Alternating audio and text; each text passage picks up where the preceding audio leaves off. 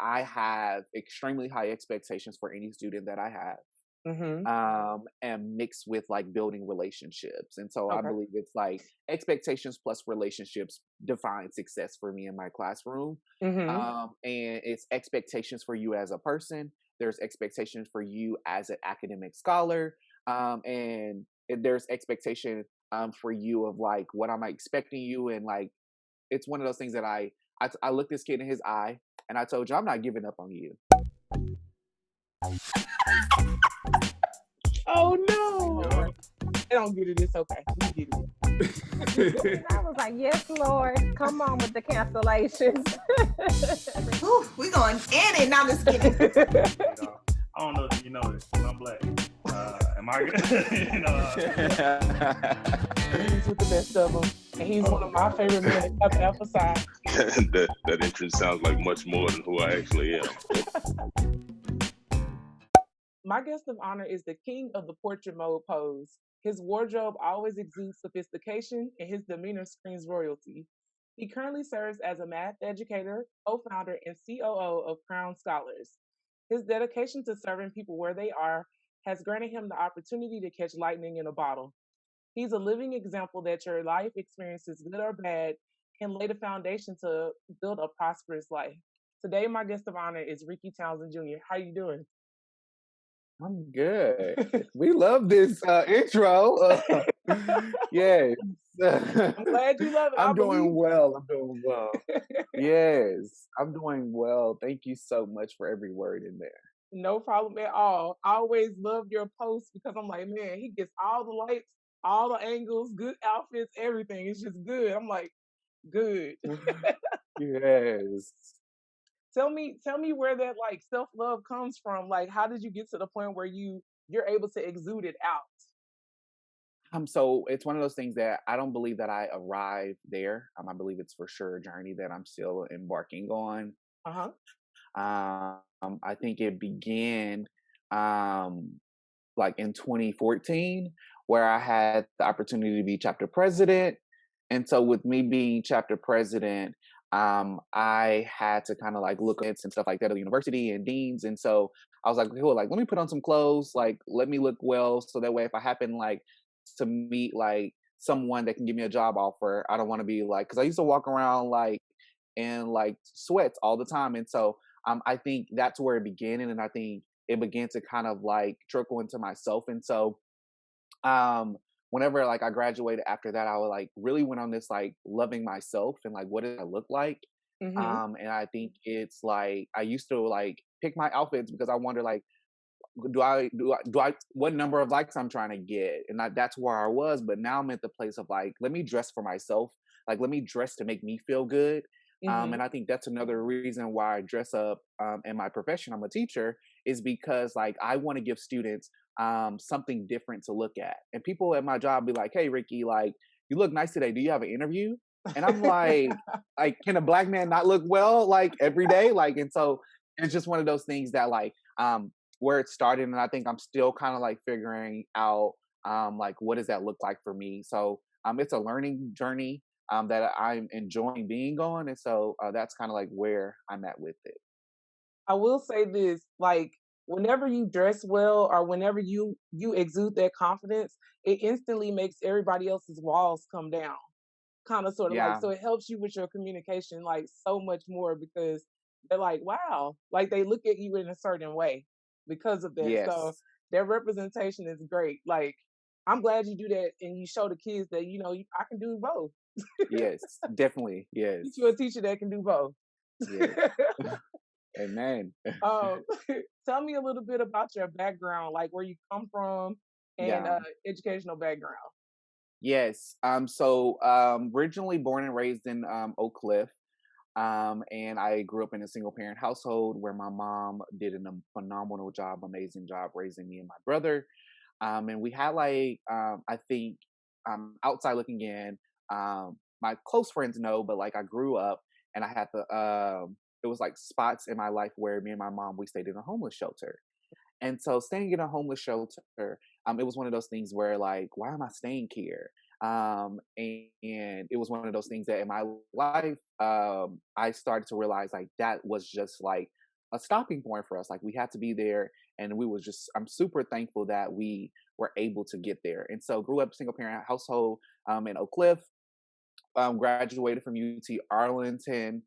Um, and after that, I mean that when I got to UTA in 2011, that's when I knew I wanted to be a teacher. I was doing a Boys and Girls Club with NAACP, and we did every week at Boys and Girls Club. And I seen a kid, and I was like, "That's me." Like Yeah. I was a kid where I was struggling I was struggling with reading, but I was really really good at math. And so with that, I had the opportunity to call my math teacher from high school. And I was like, "Hey, I think I want to be a teacher." She said, "Are you sure?" I said, "I believe I'm sure." And she said, "Let's talk more." And we just really went from there. And from there, it was just an opportunity for me just to embark on education. And um, I, I'm the teacher. I love teaching.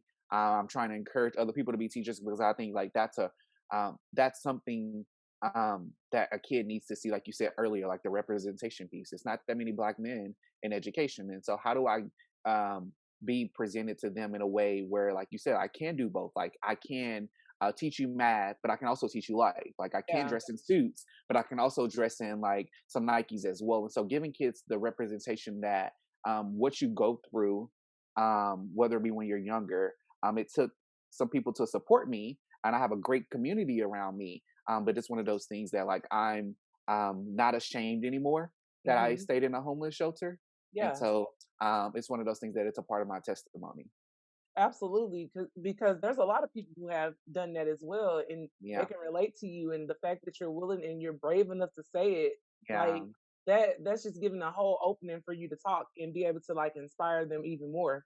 It was just Yes. a pit stop.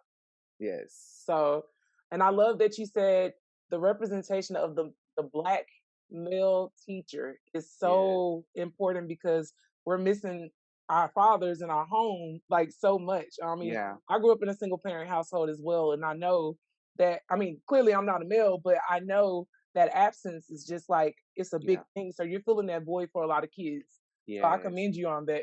Thank I you. really do. Um, what is it about math that you love? Like, what drew you to math?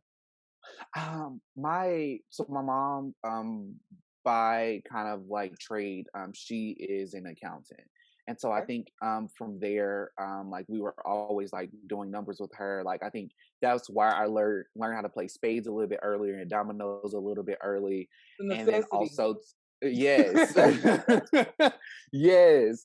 And then also like my older brother, he was really good at math. And so I think it was just one of those things. I want to say it's somewhat genetic, where it was just like numbers were a part of like our host household growing up. And Mhm. then it was just like something that came super nature to me, where like whenever I was doing numbers like that was my comfortable space. Like that's where I felt safe.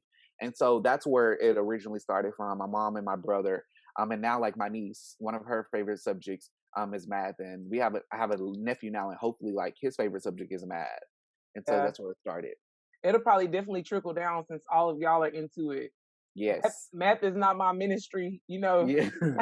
My brother is a mathematician, so y'all will get along just fine. Yes. I'm the writing, reading, history guru over here, but yeah, I made it Yes. through though. I made it through. Yes.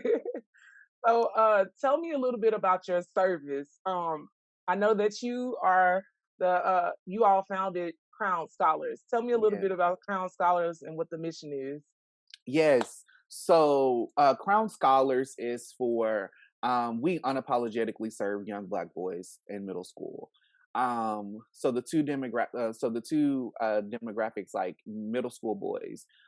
Me and Michael, he's the other co-founder. When we thought about it, we was like, there's a lot of programming for high schoolers, and then also there's a lot of programming. Then that means there's lack of programming for middle schools, and so that was one of the things that we also identified, men like more susceptible to learning something new. And so that's why we picked middle school. And then the second thing is like Black boys. Both Mike and I, like we're Black men, and so we knew um, that there wasn't programming out there for young Black boys. And so like, how do we leverage in this society where we have like those who are in the 1% and those who are like wealthy, like how do we give our black boys that at an earlier age? And so we teach them mathematics. That's our first component. And so we teach them, we see them bi-weekly whenever they're doing math. And then the other component is like, how do we teach them life? I think as a teacher, I can be reprimanded if I don't teach my curriculum. But with Crown Scholars, like we have a curriculum like where we're teaching them what is true Black history, like not only Martin Luther King, but like how do you learn about some of these other people? Like we're teaching them time management. I believe that if I got time management in middle school, high school, college would have been a breeze. Ooh, yeah, Like I would have to worry about nothing. And so like we're just teaching them things that really just prepares them for success. And success really is like, what do you define it as? And how can we cultivate you? How can we build a relationship with you? And it's very liberating. Like it's one of those things where when we get into it, we was like, oh, like we're able to like impact Black boys. But then like we're like, oh, we're impacting the Black boy in their family. yeah, Like we didn't see that whenever we like created this like vision. I love the work. I love that I'm able to invest in Black boys and let them know that hey, you're loved, yeah. you're important. And though your dad may not be present, I'm not necessarily your dad, but I'm here in order to fill the role that you want me to fill. And then maybe you do. Your dad is present. Like how can I enhance what they're already doing this. So we truly believe that every boy that comes with Crown Scholars role is like, how do we adjust your crown and like position you in a way, give you a mirror for you to be able to reflect, to be able to like grow in the way that you desire. Look, let me first say I am so excited that you are working with middle schoolers because Yeah. being someone who works with the youth, middle school is a space where people they're really trying to figure themselves out. And Yes. everybody think it's high school, but it's like no, middle school is the most important area because they're really trying Yes. to figure it out and they're just highly impressionable. Like they know a lot of stuff Yes. that they shouldn't know yet. But Definitely. yeah, so I'm so glad that y'all are working in that realm, and I really do applaud y'all on Crown Scholar. Like I'm very proud Thank of y'all you. for that. Thank Thank y'all so much you. for dealing with our Black boys and making sure that they know that they're important and letting them know that there's somebody already. Like that is Yes. huge. I want to ask you this. I know working with kids, they teach me a lot about myself and they kind of force me to Mm. stretch and grow. So tell me what Yeah. is something that your kids have taught you? Oh, so this is like this question is really good because I like I have an experience like this week. They taught Wow. me how to like whether it be crowning like the students that I actually teach, like how it's okay to say I don't know and how Mhm. is it okay to express yourself in a way that like makes it kind of like mutual with the students. And Mhm. so I think as an adult and as a teacher, like what I believe growing up is like you have to know everything, and if you don't know something, that means that you're not a really good teacher. And like I just remember the facade that some of my teachers put on. But then it Mhm. was just like this other thing of like when I told them one day I was like, I struggle with like writing and spelling, and I need y'all's help. What Yeah. that does, it shows that Mr. T is human, and Mr. Mhm. T can be vulnerable with you and say, "Hey, it's okay. Like you can lack in some areas, but that doesn't mean that you're less than of a person." And so I've really been getting in the space of like I don't know, and I need you all to help me. And it builds this mutual relationship where what it does is like I'm not the teacher anymore. You are now the teacher. And someone told me when in education, the first thing they told me, they said whoever's doing the thinking is the person that's doing the learning. And so if they're Mhm. teaching me something, then they're learning as well. And so that's what the kids have taught me. And then also just to be able to kind of like whether it be share my emotions with students in a way that is like age appropriate. And so everything that happened on the Capitol, I was worried, how do I have these conversations with my students about it? But I was like, Ricky, you call yourself an educator, so therefore you need to have these conversations are doing today and just really doing a post check-in, asking them how they're doing. And then really from there, I was like able to let them know like I'm not okay today. Yeah. And what that did was students was able again to see me as vulnerable see me as human and not this like pedestal teacher. And I think those are the two things that I'm currently learning with my students and also with the Crown Boys as well. Yeah, that's very, very important because a lot of them look at us like we're up here when really we're right here with you. And I Yes. think it's good to model that behavior because a lot of times our kids don't want to sound stupid or look stupid. And I'm like, you can't sound or look stupid if you're inquiring. Yeah. So yeah, Yes. I think that's great. And I'm so glad that you had those moments. It definitely shakes you up when you have those light bulb moments. You're like, oh, let me learn something new about me. Yes. Yes. Definitely. Um, Let me ask you, how important is it to continue to pour into the youth as it like how important is dang, I can't even get it out. How important is it to No, you're you to good. keep pouring into the youth and like building that legacy? Oh, like I think that's extremely important. I think there's this thing of they're going like old people cannot live forever. That's just life. And just people can't live forever. And so like if people are not being able to live forever, like how do we pour healthy habits into kids, into youth that can eventually be my age, your age, their parents' age. And so I believe it's extremely important because what we don't want to do is like if we don't transfer this knowledge and information and like these resources that we have, then there's going to be a generation that lacks something. And then now what's happening is like you and I and are now responsible for that because we do have this access now. And so Yep. I think it's extremely important because as you said earlier, a lot of students do lack some resources, do lack the knowledge, do lack the experiences. And so I truly believe it's important. And I think that's one of the reasons why Crown Scholars was started, to be able to be an avenue of resources. Um, so that way people have the leverage to be able to compete. So I truly believe it's important. Now tell me what advice would you give someone who is in college that's trying to stay focused and like make it through the process? What advice would you give them? Okay. Yeah.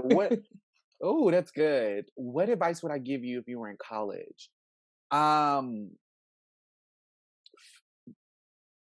trying to figure out how to say this. So I would definitely give someone is like assess um who you are admiring. And what do I mean by that is I think a lot of times when I was in college or even just like middle school and high school, like I always wanted to be whatever the standard was in society at that time.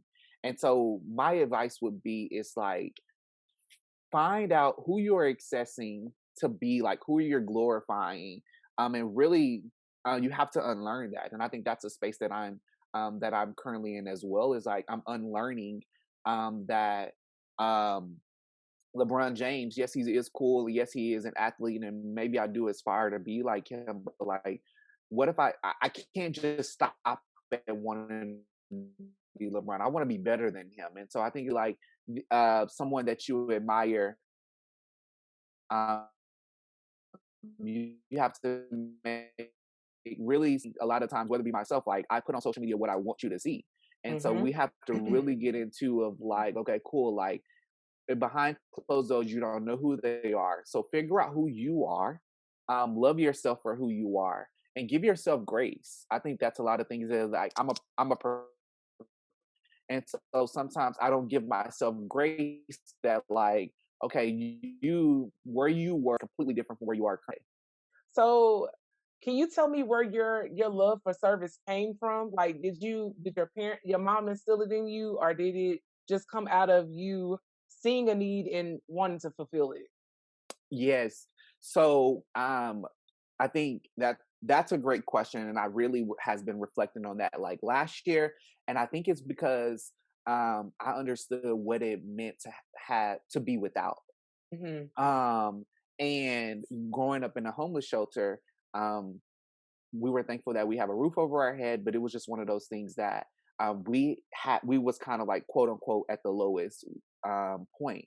And so I think that's why I'm now like I'm humble, like I'm selfless and I'm able to give because I know what it feels like to have without. And I know how it feels now to have a little money in my account.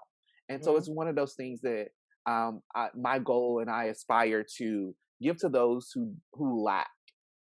Specifically, whenever it comes to like homeless people, because um, they just right now they're in a season of like not having something, and so my whole goal is to be able to serve in a capacity where it's one of those things that I'm able to give, because I know what it feels like to sleep outside. I know what it feels like to not have food, and I know what it feels like to not have some things. And so it's one of those things. Now that I have it, how am I utilizing my resources to be able to give back to a group of people that lack?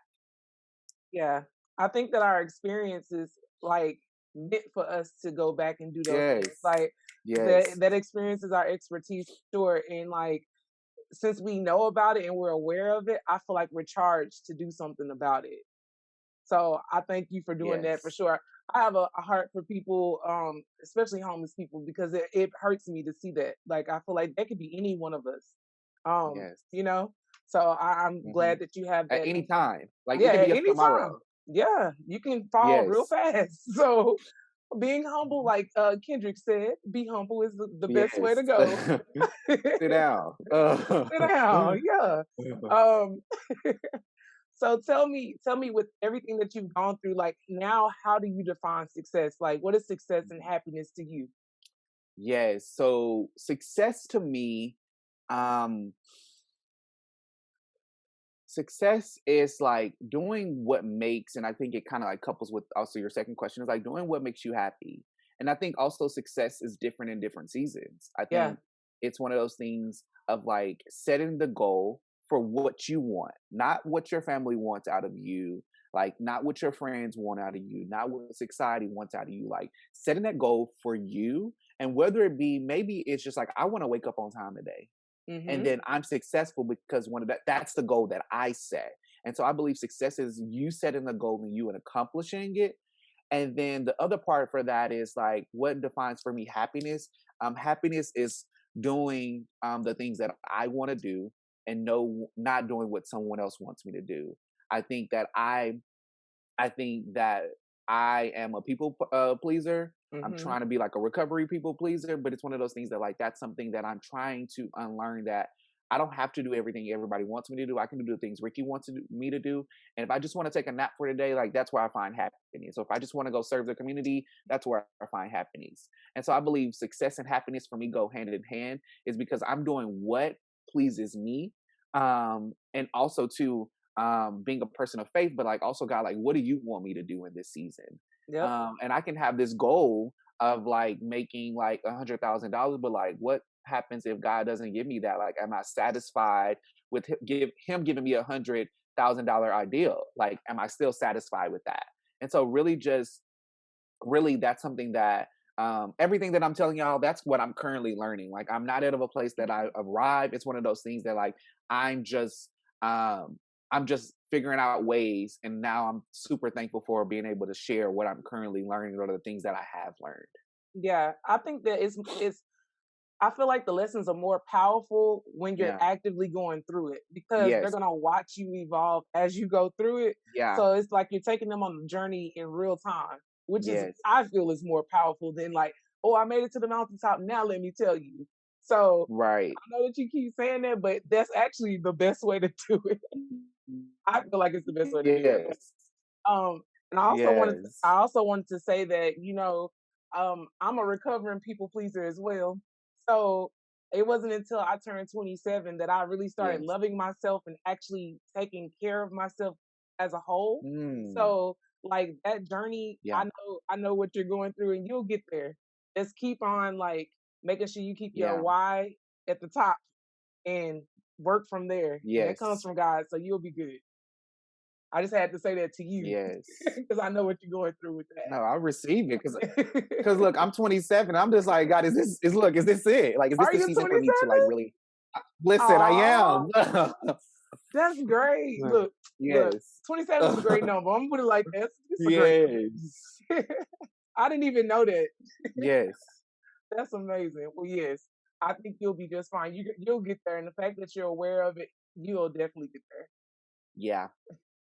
Do you believe your purpose is a journey or a destination? I think it's a journey because I think that you're able to learn. I think a journey, how I define a journey is like you're moving, right? And so a Mhm. journey can be one of those things that like me and you both, we're taking this hike and I could be crawling and you could be sprinting.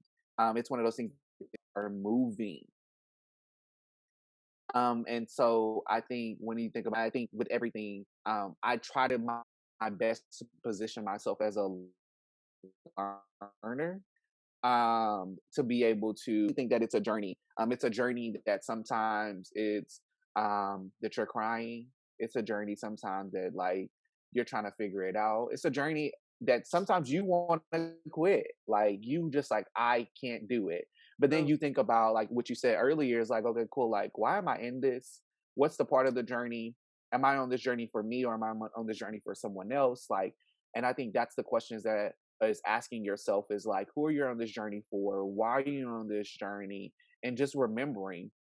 And the great thing about a journey is like, what I'm doing is like journaling. So that way I can look in the rearview mirror if we're driving and I can Yeah, look in the rearview mirror and say, oh, like, I remember when I got with this and I was worried about it on January 9th and I was able to get through it. And that's fuel and motivation for you to continue the journey. absolutely. How would you define your Yes. teaching style? Yes, I am a teacher where I have extremely high expectations for any student that I have, Mhm. and mixed with like building relationships. And so I Okay. believe it's like expectations plus relationships define success for me in my classroom. Mhm. And it's expectations for you as a person. There's expectations for you as an academic scholar, and there's expectation for you of like what am I expecting you and like it's one of those things that I looked this kid in his eye and I told you I'm not giving up on you. Yeah. Um, and it was one of like that was different for me because I have never did that before in my 5 years of teaching. But I knew that he needed to hear that. Yeah. And it's one of those things that like literally this week he has done his work he has asked questions. He has says please and thank you. He says, sir, like, but this was completely different from what I experienced when I first met him. It was completely different where like we ended up going back and forth. And it was just like I looked him in his eye, I said, you want me to give up on you, but I will not give up on you. Yeah. And that just like that actually just did something for me in my spirit because I was just like, now I'm accountable to you. And I think I do all my students like that. I don't care what background that you come with. I don't care if you believe that you 5 grade levels behind. Like, and as for me in my classroom, like we're gonna have expectations, Absolutely. and we're gonna push you forward. And expectations look different per person. Like, I'm not gonna push you past your limit. I'm gonna push you what I believe that I know you can go, and I'm gonna pull back when I believe that I need to pull back. But I have expectations for all my students, and it's like we can't settle for mediocre. Like we can't settle for that. And Nope. maybe I'll give you a day of rest, but then okay, cool. Like next week or tomorrow, where we're gonna be back at it, and we're gonna figure out how we're gonna go this together. And I think I take the learning approach with most things. Is like, how can I learn from you as well as like I'm teaching you math? Like, what can I learn from you as well? And making it a mutual learning experience is something that I'm also doing as well. I love that you see the kid for who he is and not how he acts because a Yes. lot of Woo. times the kids always are gonna like deflect because they're Yes. used to people leaving, so they're gonna try to push you Mm. away. So I Yeah. love that you told him, "I'm not gonna give up on you," because Yeah. really that's all they need is like one person to believe in them, like just Yes. one. Yeah. That's it. So That's it. that's it. That's amazing, man. It makes me Yes. happy. Yes. He probably had his light bulb moment in that moment. Yes. And then he kind of like really told me that, and I asked him kind of like, so what's your thoughts on this? He was like, well, I've been told that before. And maybe he has been told that before, but what I'm also learning within teaching and education is that like, though that I may say something, I need to follow up on it. Like the Yeah. follow up is more also important as like the initial conversation. And it's one of those things that like, y- I believe in like equity versus equality. Hmm. And like maybe one student is able to continue to do their work, they're doing great, and I'm pushing them. But like I know that I probably needed something different as a student, like as the same thing. We can't give both kids like the same thing. It's like how do I give you what you need specifically and stuff like that. So The That's follow why up is key. that's why educators are so important. And I think that everyone should be proud and happy to have a good educator in their child's lives because Yes. it's very rare. There's not, I mean, there's a lot of great teachers out here, but sometimes they're missed. Like you just Yeah. don't know. So if you're looking to have a great educator in your kid's life, you need to like value them. Yes. Please give them value. Yes. Um, so, but I have one more question for you. Okay. If if you knew then what you know now, Ooh. would you change anything? If I knew then what I knew now, I would change. Um. Oh, let me think on that. That's good. That's good to me. Because I want to It's get, I all want to good. get, yeah, I want to get a good answer. If I knew then what I knew now, I would. I think that I think it's just the season that I'm in. Um, I would ask a million questions and not be afraid. I think going back what you said earlier, it's nothing wrong with being an inquirer as a student or even as an adult. I Mhm. think that um, my personality as an adult right now is completely different from who I was as a student. I think I was like extremely shy. I tell people like if you envision like this spectrum, like you have popular and unpopular, like I was maybe like towards like there's a 50% mark and I'm a little bit more so towards like the unpopular. And it was because like I was extremely shy. Like I was just like smart. I did my work. I played sports, and it was just one of those things that I wasn't in the limelight. That's completely Yeah. different now. Where and so I think if I was to able to speak up and ask questions and to be able to advocate, meaning which like being able to speak up for myself, like I wish I would have got that now.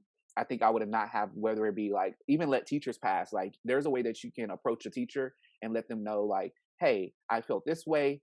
Is it okay we talk about it? And then even as an adult, I think it's one of those things that like I'm figuring out ways like how do I advocate for myself. So I think I enhance my growth as a person and as a student, and also that has truly been tremendous right now is being able to ask the questions and and people at my job they know I'm gonna ask a million questions because I want to make sure one that the expectations of me are met, and two I'm able to ask questions and think about the people that are not in the room because I think that's extremely important. I'm able to sit at tables, but like what happens about like having a Latino or Latino at the table. Like I'm speaking for them as well. So I'm bringing all these. I teach about like 100 students. Like I'm bringing all these 100 students that I've taught to the table because they're missing. And how do I give that to them is by asking questions and being an inquirer. And I wish I Mhm. would have did that a little bit earlier to be an advocate. You basically just explained everything you do for the kids, and Yes. I love that. Yes. I got one bonus question. Sorry. Okay. No, you're good. um, who who is your greatest inspiration? Mm, It could be somebody you met or someone you haven't met. Like, yeah. who is your greatest inspiration? You coming with the heat today. When you were talking, I thought of that. I was like, I Yes. gotta ask him that. Who is my greatest inspiration? Um, so I am not like starstruck with anyone. Um, but who's my greatest inspiration? I would believe like my community. Hmm. I'm able to literally take bits and pieces from different community, whether it be like the fraternal community, whether it be like my Bible study community, whether it be like my high school friends, whether it be like my work, my coworkers. I'm able to take different pieces from them to be able to apply it to my life. And I would say that is like who's my influence come from because I'm able to like have different conversations. I love what you said earlier. I love learning people Hmm. to be able to take these things because maybe you and I are having a conversation today, and I can literally take something from our conversation and apply it to one of my students because maybe my students identifies as a black young lady, and I can now us having a conversation, I can take pieces from that. Or if I'm talking to a white male, like I'm able to like I have students that identify as white, so it's no kind of like um, kind of person that's like famous, but like it's like my village, and they are I'm extremely thankful to have community to be able to be a part of this journey, to be able to root for me when I can't root for myself, to be able to pray for me when I can't pray for myself, to be able to inspire me when days I feel like I'm trash, and they like Ricky, like, hey. you're doing good. You're doing these things, and it goes to the journey that you were saying is like that on this journey I find it I'm like these people are like rooting for me and I hear their voices and stuff like that, and so though that would be how I would answer that question. What does God mean to you, or what role does God play in your life? It's definitely the root of who I am. I think that that's definitely the core of who I am, and I'm a person that I operate on like a relationship versus religion. Relationship says that I'm going to be in communication with you, and communication can be worship. It can be listening to music. It can be journaling. It can be like praying, reading your Bible, and it means so much to me because I think that I'm able to kind of like have these like biblical principles that I'm able to pull from, like treat others how you want to be treated yourself. Like that is a biblical principle, and it's one of those things that like that's how I desire to live. And so he's my all in all. Like he's the reason that I'm able to like take a breath. Like he's the reason that like right now we have internet capability to be able to make things work. Like those small nuances that I believe sometimes that we forget, I believe that he's in those things, and I think it's for me. It's one of those things that I'm cultivating a relationship with him. That is strict, like for me. Like, what do you have for me? I mean, I think it's one of those things that I'm able to give that, and I don't have to. And a great thing about having a relationship with God is that you don't have to say it. Some people can like sense those things, and it's Yeah. one of those things like like teaching.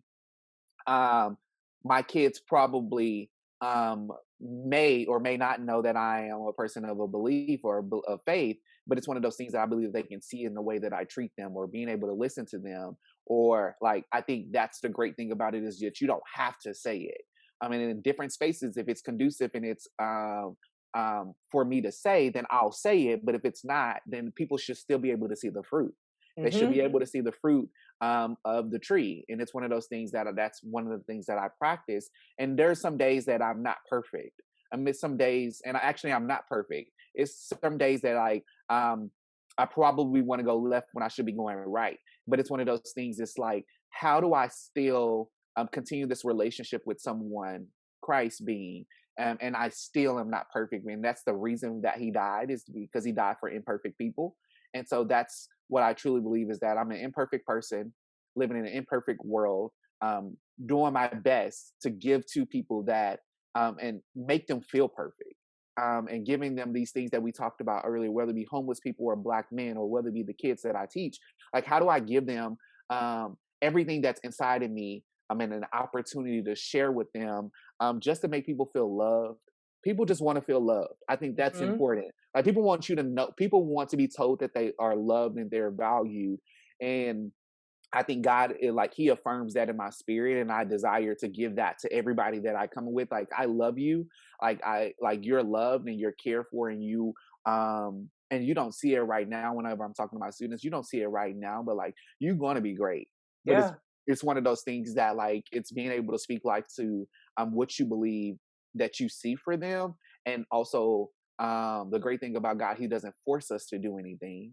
Nope. It's one of those things. It's just like I'm going to give you free will. I'm gonna provide a village for you, and it's one of those things that like I'm going to tell you when you're wrong, correct you when you're wrong, but I'm gonna also love on you and like, hey, like Ricky, let you know like, hey, like you doing your thing, and so it's just one of those things. Like that's what God in a relationship with Christ means to me.